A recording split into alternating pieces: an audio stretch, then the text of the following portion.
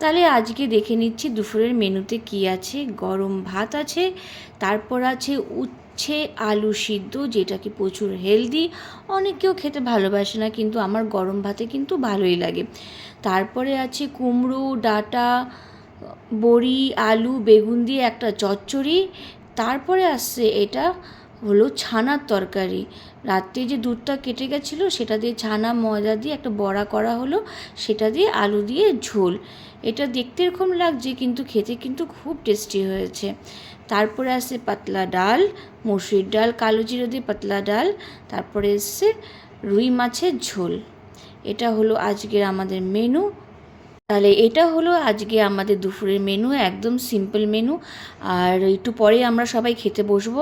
আমার এই ভিডিওটা কীরকম লাগছে তো প্লিজ সাবস্ক্রাইব করবেন আমার চ্যানেলটা, আর জানাবেন কি আমার ভিডিওগুলো কীরকম লাগছে। টিল দেন টাটা, ভালো থাকবেন আপনারা সবাই।